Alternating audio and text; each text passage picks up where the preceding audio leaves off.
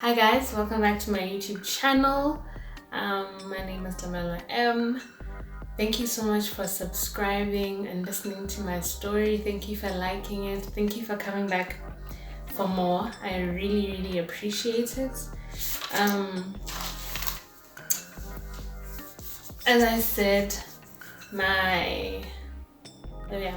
I've seen your request. I was told that I speak too much vernacular in my videos, so I'm probably gonna try and tone it down. It's gonna be hard because this is how I speak on a daily basis, but I will try to tone it down for you guys and speak solely in English so that everybody can relate. And today the video I'm going to be doing is a mental health video because we did agree that, well, we didn't agree, but I did tell you guys that my channel covers all aspects of life basically. So I gave you guys a story time, and I'm sorry that the story time ended where it did, but you will get to know more about what happened afterwards as time moves on. I was just giving you guys a brief background on my life or how I became a single mom. I will give you guys like other stories these stories will in turn tie into my talks about mental health, my talks about my Christianity or faith, and my talks about relationships and things of that nature. So we will eventually, reveal the grand scheme of things. I'm sorry if I look tired. I didn't sleep last night. I don't know why. And when I tried to shoot my video earlier on, my body was shutting down. So I had to stop and take a nap and then come back to shoot the video again. So if you guys see that I actually look tired right now, it's because I just woke up. So I'm sorry about that. Just as I said, today's video is a mental health video, and I've titled it The Importance of Mental Health Awareness. I'm gonna start with a few definitions, and for the most part I'll be reading from the book because I wrote a whole lot of notes and I'm not trying to say some things from my head. I'm just gonna quote the definitions, and then I'll talk to you guys about my perspective on things. First, we're gonna start by defining mental health. Mental health refers to cognitive, behavioral, and emotional well-being. It's all about how people think, feel, and behave. People sometimes use the term mental health to mean the absence of a mental disorder. Mental health can affect daily living, relationships, and physical health. Now we're going to define what a mentally healthy person is, or what they look like rather. They feel good about themselves. They do not become overwhelmed by emotions such as fear, anger, love, jealousy, guilt, or anxiety. They have lasting and satisfying personal relationships. And now we're gonna do the 5 common warning signs of mental illness: long-lasting sadness or irritability, extremely high or low moods, excessive fear, worry, or anxiety, social withdrawal, dramatic changes in eating or sleeping habits. These 5 warning signs are not to say that there aren't any other warning signs or that all mental illnesses have these specific warning signs. Every mental illness has warning signs specific to that mental illness, also specific to the individual, because some warning signs could vary. Just the same if you have a sickness and they tell you symptoms of so-and-so sickness could be A, B, C, D. You may not tick off all the symptoms, but you will tick off all the major symptoms, you know what I mean? So these are just the 5 common warning signs. Now I'm going to tell you the top 10 mental illnesses. This is not to say that there isn't any more. Also, I should add that under each thing, the mental illnesses do have subdivisions or different facets of that specific mental illness, because it's not just one broad one big mental illness. But it depends on the kind of mental illness rather. So here's the top 10 mental illnesses. 1, autism spectrum disorder, ASD. 2, schizophrenia. 3, bipolar disorder, which has bipolar 1 and bipolar 2. 4, obsessive compulsive disorder, commonly known as OCD. 5, anxiety disorder. 6, phobias, such as social anxiety, such as the fear of being in cars. These are usually brought about by trauma, and sometimes they're just unexplainable phobias. Number 7, substance use disorder. 8, personality disorder. 9, eating disorders. 10, mood disorders, for example, major depressive disorder, commonly just known as depression. Seasonal affective disorder, which is I think, actually, I haven't really done my research, but I think it's one of those phases of depression that come maybe during the winter time. Like in the winter time, you become really depressed, and then once the sun starts coming out and summertime is here, you're okay again, which happens to some people. Now I'm going to define what mental health awareness means. Mental health awareness is the bringing down of walls of stigma by sharing our experiences, stories, and truths. It means educating others on what mental illness really is, and helping those with illnesses know they are not alone. This is important because it increases chances for early intervention, which can result in fast recovery. It can be seen as an actual illness. A lot of the times we forget that mental health is an actual illness. Mental health is just like mental illness rather is just like having cancer or having diabetes. There's something wrong inside you, and you can physically feel it, and it affects your daily life. That's what we mean by it could be acknowledged as an actual illness, and it reduces the risk of suicide due to mental illness. I'm going to address mental illness in the African culture, or in cultures where people are actually extremely cultural, like where there's an extreme, where there's an apparent culture, not just so some cultures like that, for example, could be in the Muslim community, especially in countries where people are mostly Muslim. I don't think that those countries cater much for mental health. And in, for example, Asian communities, especially Chinese communities, where men are meant to be brute and strong and not meant to show weakness, and women are meant to be timid and small and not meant to speak or have their voice heard. They wear shoes that close off their feet, and things of that nature. In societies such as that one, mental health awareness isn't really a big thing, and people suffer in silence. And so is the same for our African culture. Because I'm from Africa, I live in Botswana, and I think that our culture has not yet allowed, or is only learning just now, to allow for mental health awareness, or to become aware of mental illnesses. Because before, you were always told, oh, she's wayward, oh, she's stubborn, oh, she just doesn't like getting out of bed today, oh, she's moody. I mean, this explains a lot. You never know why there's that one aunt at your family gatherings who only comes for a little bit and never looks like she's ready to interact with other people, and she leaves again, not even because she's being shady or doesn't want to interact or think she's above everybody else, but because they just look like they're going through something all the time.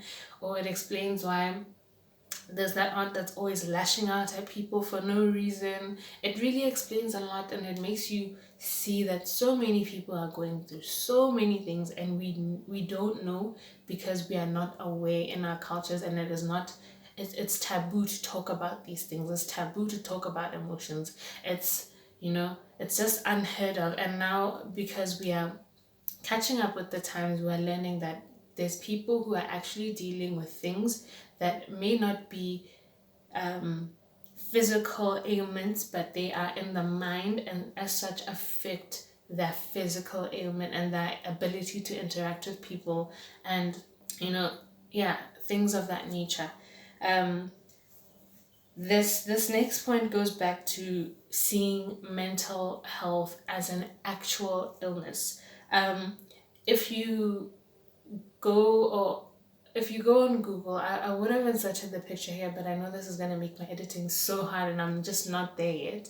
But I could have inserted a picture. There's a picture if you go on Google, just Google the brain of a mentally healthy person, or just Google like mental illness brain, and you will see a diagram that's going to come up with the brain of a normal person, or a person that's properly chemically balanced in their brain, and a brain of someone with schizophrenia, a brain of someone with depression, a brain of someone with bipolar disorder, a brain of someone who's just like different brains for different mental illnesses, and you'll be able to see the change in color. And the reason why that happens is because in each brain, the reason why there's an offset, or the reason why there's we call it a mental illness, is because that person is either producing more of some sort of chemical or some sort of hormone than they should, or less of some sort of chemical than they should, and there's just a chemical imbalance in their brain that is making them behave this way. And this is why mental illness should be acknowledged as an actual illness, because in as much as you can what's the word, in as much as you can diagnose cancer with scans that see, okay, you have cancerous cells here and here in your body, and they're spreading to so and so part of your body, and this cancer is making you weak, this cancer is eating away at your happiness, you're unable to do ABCD because of excuse me, you're unable to do ABCD because of this cancer. So it's the same with mental illness. It may not be in your body down here, but it's a chemical imbalance which eventually starts to wear down on your body, eventually starts to wear down on how you relate to people. If you had your legs chopped off, sometimes it's going to be hard for you to go run a marathon with the rest of whomever is running a marathon. But if you have full legs, that's a mentally healthy person, you are able to run the marathon. Same with mental illness. If you have a lack of a certain chemical, you're not able to function the way a chemically balanced person is able to function. And yeah, you're not able to function the way a chemically balanced person is able to function. And so it is really important for mental health to be seen as a sickness and not just some imaginary thing that people are using to gain pity or gain special treatment. Because the truth is, we don't want to be treated specially. Like, people who have some sort of mental illness do not want to be treated specially. They want to live life, they crave to live life like normal human beings. And that's what makes us even sadder, because I can't, like, sometimes I want to get out of bed and I just cannot for the life of me get out of bed. And sometimes I go weeks just struggling to live my life, and sometimes I have anxiety. I spend 3 hours just trying to leave my bed and get dressed, and by the time I get to the car, whatever I was meant to do 2 hours ago has long passed, and now my day is behind schedule, and it's very crippling for me to actually get in my car and drive and go. Things like that happen, and people should understand that it's not of our own doing.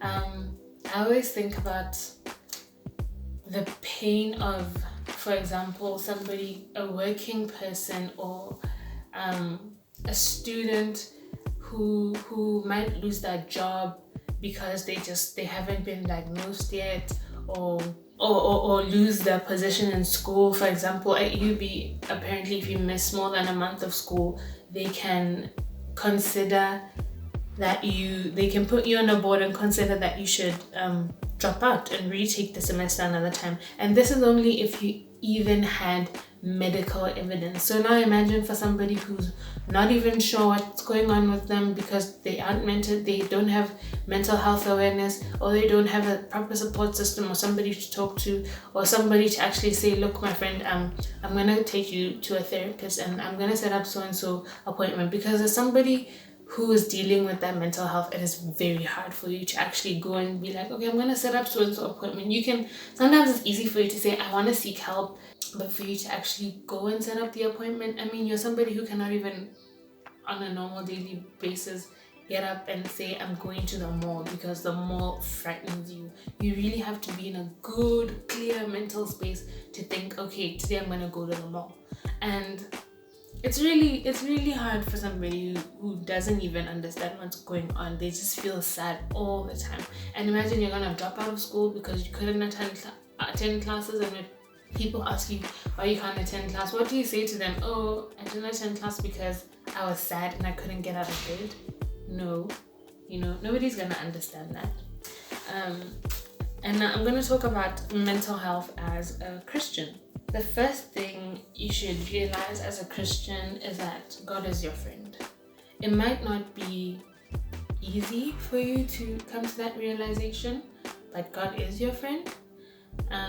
It's nice to surround yourself with people who will remind you that God is your friend, that God is a healer, that God is a provider, and for you to you know what I'm saying. The first thing is for you to acknowledge that God is your friend.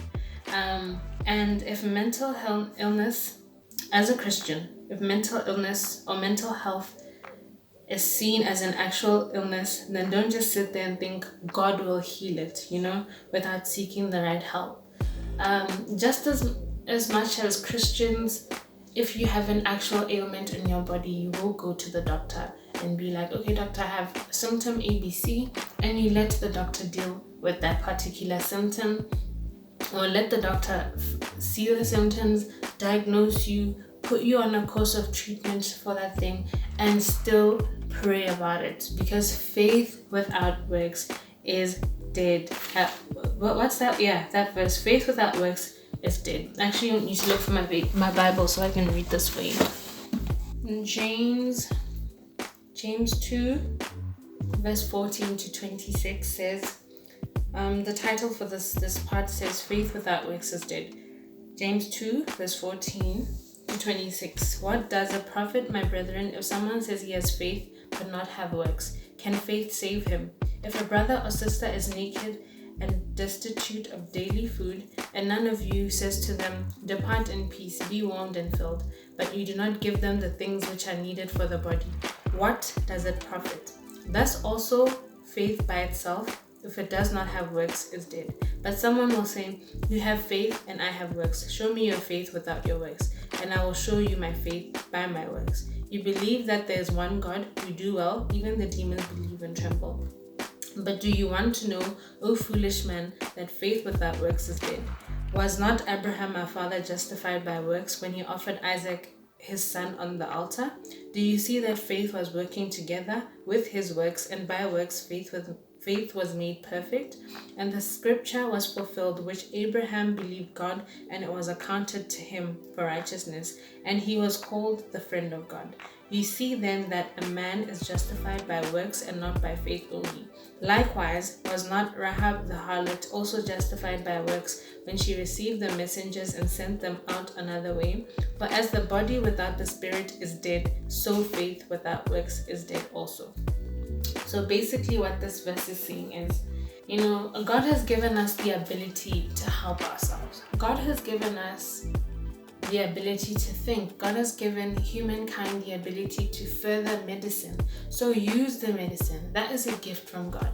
Go out and seek counseling. Go out and seek therapy. Go out and seek programs which are going to help you. Do not just sit there and say, you know what, God will heal me and I will be whole. Believe that God will heal you, but go out and seek the help that you need to be healed. And surely then God will heal you, I'm going to now talk about, this is not even in a Christian context, but I'm going to talk about what to do to improve your mental health. One, if you're a spiritual person, if you have faith, turn to God, pray, meditate, keep a relationship with God, because the more you tell God your worries as they happen, or when you're feeling crippled or when you're feeling anxious and you tell God, okay, God, right now I feel so anxious, I cannot leave the house. Somewhere in that moment, especially for me in prayer, if I just take a moment to like stop and close my eyes, I feel some sort of peace at the end of doing that. And it helps. It's helped me a lot. Um, do things you love. Paint, exercise, get some dopamine in your brain, some serotonin going. Make sure that you're stimulating your brain, you're boosting your brain to have those healthy chemicals, especially exercising. Seek medical help, follow doctor's orders, just like I said, seek therapy. And the best thing to do also is to establish a routine. This is very important, especially when you are managing something, when you're managing your mental illness, because when you start to have a decline, you will notice that you are no longer following your daily routine. And that's when you can spot that, okay, I think I'm about to go down this path, go down the downward path. And then it makes it easy for you to identify the problem, to identify how far along you are with this phase. If, for example, let me give you an example. People with bipolar 2, they go through phases where they become manic, but this is not like mania, like extreme mania. It's just mania where, one, they can't sleep for some time, then they become overly productive, they write a lot, they have these crazy ideas, they rip out things from their houses and start projects, and then whilst they're in the middle of that, they crash, and then they go into a depression, and whatever they had started will probably be hard to finish, or it will be a daunting task to get done the next time. So if you have established a routine and you see yourself slipping into me, it's easy for you to catch you slipping into mania, going up. It's easy for you to see that, okay, my sleep cycle is getting shorter and shorter and shorter by the day, and I'm failing to read my Bible or do my devotion, or I'm failing to go to gym. What's going on? I can't get up in the morning. Things like that. You're able to tell the difference from when you're just okay and when you have managed your mental illness. And that will help you tackle it early. It'll help you do some exercises that will help you relieve your brain or produce extra happy chemicals in your body, or in your brain rather, so that you can function better. And it'll also help you tell somebody, like, okay, if for example you have a friend, it'll help you tell that friend, okay, I think I'm peaking, my mania is peaking, or I think I'm beginning mania, I'm beginning to become manic, or I think I just slipped. I just came from a manic season and I'm slipping into depression. And it's quite important to establish a routine. This is something that I'm actually working on, because right now there's the quarantine, there's corona, and me establishing a routine is really hard because my sleep cycle is like. But I do plan on praying about it, and I do plan on trying to implement it and finding different ways where I can, you know, make myself make myself aware if something does start to go wrong. Yeah, also tell a friend, and if you have figured out how you would like to be supported, make those things known to your friend. And you, friend or family member or whatever, if you know or are aware of mental illnesses, even if you don't have one yourself, if you're a mentally healthy person but you know of somebody who's not mentally healthy, find ways to help that person, because sometimes they're not gonna want to tell you because they're gonna feel like they're placing a burden on your life. So find ways to help your loved ones who you think are dealing with mental illnesses. Find ways to reach out to them. Find ways to get them out of the house. Find ways to do things together. For example, if you're a friend that lives close by, or you can afford to pick your friend up Tell them every morning we're gonna wake up and go to the gym. I'm gonna pick you up. So pack your bags the night before, get some sleep, and we're gonna do this together. And that friend will start to, working out releases good chemicals in your body, releases dopamine. So you'd be helping your friend out essentially. Check on them after you've dropped them off for gym and you guys are going your separate ways, like getting ready to go to work and school. Later on, check on them. Hey, how's your day going? At the end of the day, make sure that their day went well, so that you can be able to identify if this person needs help in any way, even if you're not the one to be able to provide that kind of support, because you've been providing the support of making sure they're okay, taking them to the gym or doing an art class with them several times or once a week or whatever. At least when things start to look a bit, then okay, I think I'm going to take you to go see a counselor. I think I'm going to take you to go talk to your pastor. Or I think I'm going to take you to the doctor again. Maybe you need to go back on your medication so that you can, balance out your the chemicals in your brain for some time, so that you can, be able to manage your illness and function properly in the world, because I want the best for you, things like that. So people who have mental illnesses in their life need to be proactive in helping those people with mental illnesses.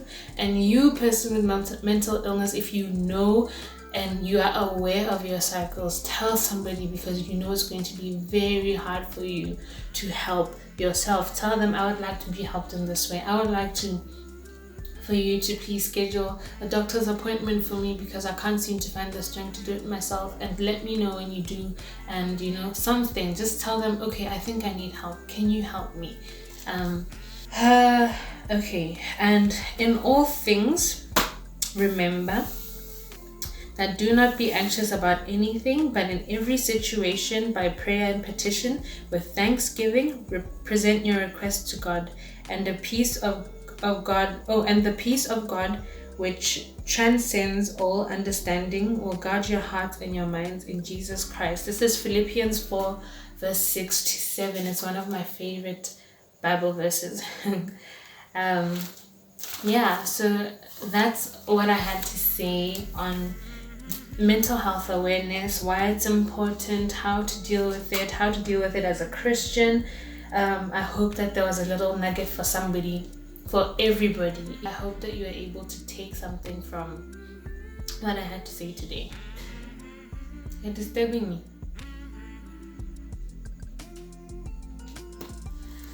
Anyway, thank you guys for coming back to my channel. I hope that I've been very helpful.